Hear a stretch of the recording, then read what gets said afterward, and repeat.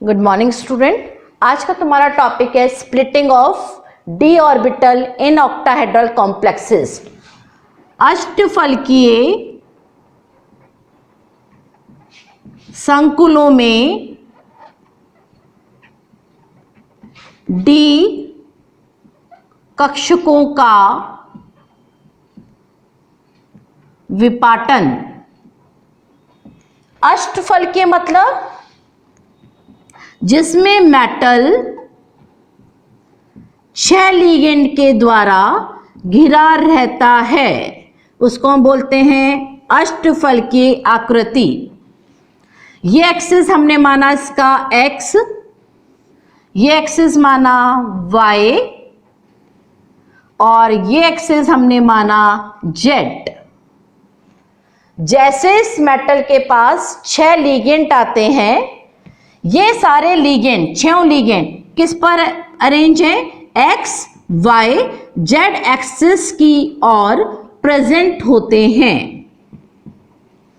Metal के जो T2G कक्षक हैं वो अक्षों की और अक्षों के मध्य पाए जाते हैं। एक्स वाई और जेड कौन कौन से? DXY, DYZ and DZX। अक्षों के मध्य, अक्षों के मध्य एक्स और जेड के बीच में, एक्स और वाई के बीच में मेटल के जो EG कक्षक हैं वो अक्षों की ओर होते हैं। कौन कौन से? DX² minus Y² and DZ²। Metal ये लिगेंड कहां पर है? अक्षों की ओर। ये लिगेंड सब अक्षों की ओर, एक एक्स की तरफ है, वाई की तरफ है और जेड के। कौन से मेटल आयन के अक्षों की ओर होते हैं? मेटल डी ऑर्बिटल EG, ये अक्षों की ओर है और लिगेंड पे। इन दोनों में क्या होने लगता है? रिपल्शन। इस रिपल्शन या प्रतिकर्षण के कारण EG ऑर्बिटल की एनर्जी क्या हो जाती है? ज्यादा। जबकि T2G मेटल के डी, जो भी T2G के मेटल डी ऑर्बिटल हैं, ये लिगेंड से क्या रहते हैं? दूर रहते हैं। इनमें क्या रहता है? अट्रैक्शन। इस अट्रैक्शन के कारण इनकी एनर्जी क्या हो जाती है? कम। इसलिए जितने भी ऑक्टाहेड्रल कॉम्प्लेक्सेस हैं, जब वो 5 होते हैं, 1 2 3 4, क्या बोलेंगे हम इसको? Degenerate D orbital of metal ion. धातु आयन के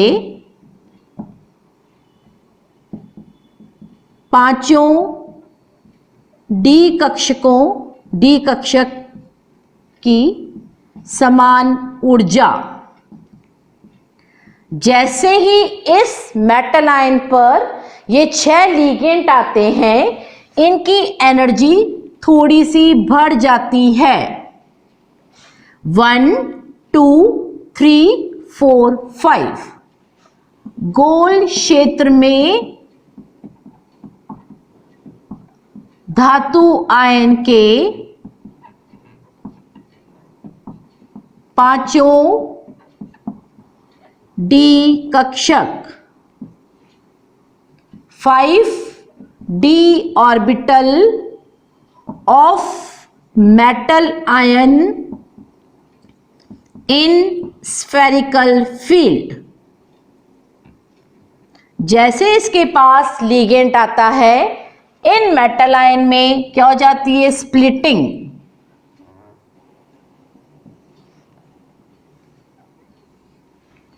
अब किस में अट्रैक्शन हो रहा था? T2G में। जिसमें अट्रैक्शन होगा उसकी एनर्जी क्या हो जाएगी? कम।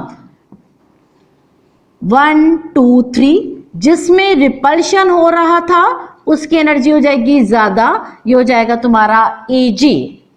इसको, जहां पर इनकी एनर्जी 0 होती है, इसको हम इसका बोलते हैं बैरी सेंटर। इससे इसकी एनर्जी कितनी कम होती है? -0.4 डेल्टा O। कितनी ज्यादा होती है इसकी? 0.6 डेल्टा O। दोनों के मध्य एनर्जी के अंतराल को हम बोलते हैं डेल्टा O या बोलते हैं 10dq डेकुरल, या इसको हम बोलते हैं -4dq, इसको बोलते हैं +6dq। किस में स्प्लिटिंग हो रही है? ये अपने d ऑर्बिटल में इन ऑक्टाहेड्रल कॉम्प्लेक्सेस। पांचों d ऑर्बिटल की एनर्जी सेम है। जैसे ही लीगेंट आया पहले कुछ वृद्धि हुई, बाद में दोनों की स्प्लिटिंग हो गई। लीगेंट कहां पर प्रेजेंट है? x, y और z एक्सिस पर। मेटल के कौन से ऑर्बिटल अक्षों की ओर होते हैं? dx square minus y square and dz square. दोनों में क्या हुआ? रिपल्शन। रिपल्शन के कारण Eg की ऊर्जा बढ़ गई। कितनी ज्यादा होती है? +6dq या 0.06 डेल्टा O। T2G में रिपल्शन अट्रैक्शन हुआ, एनर्जी कितनी कम हो गई? -0.4 डेल्टा O या -4dq। दोनों के मध्य ऊर्जा के अंतर को बोलते हैं हम डेल्टा O या 10dq। तो इस तरह अष्टफल के संकुलों में d कक्षकों का विपाटन इस तरह। तो पहले मेटल d ऑर्बिटल की एनर्जी सेम होती है। जैसे ही कोई लीगेंट आएगा थोड़ी सी क्या होगी? वृद्धि होगी, जिसको हम क्या लिखेंगे? गोल क्षेत्र में धातु आयन के d कक्षकों की औसत ऊर्जा, average energy of d orbital of metal ion spherical field. उसके बाद उसकी स्प्लिटिंग होगी। T2G में अट्रैक्शन ज्यादा होगा। कौन से T2G ऑर्बिटल होंगे? dxy, dyz, dzx। Eg कौन कौन से होंगे?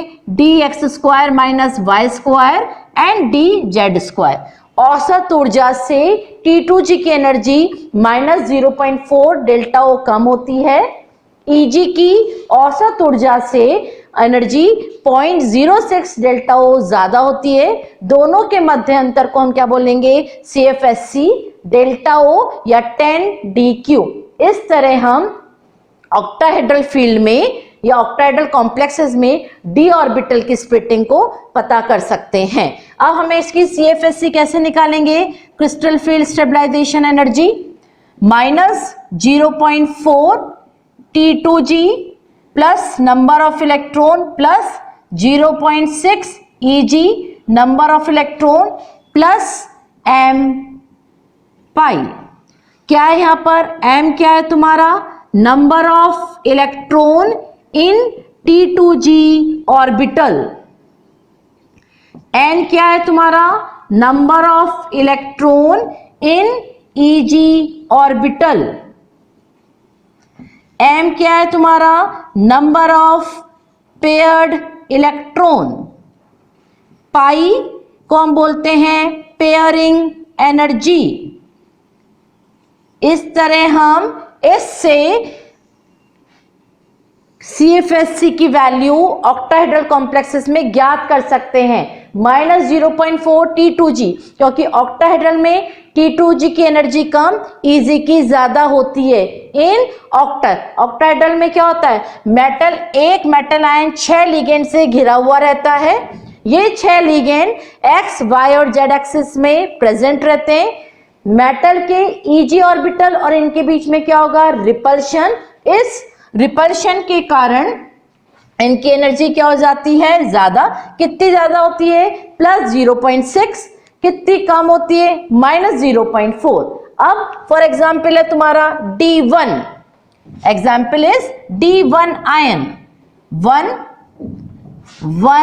सबसे पहले इलेक्ट्रॉन उस कक्षक में जाएगा जिसकी एनर्जी कम है। किसकी कम है? T2G की 1।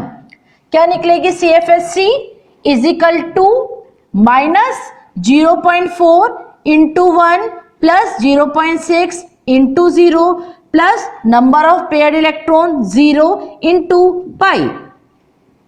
क्या वैल्यू आई? -0.4 डेल्टा O।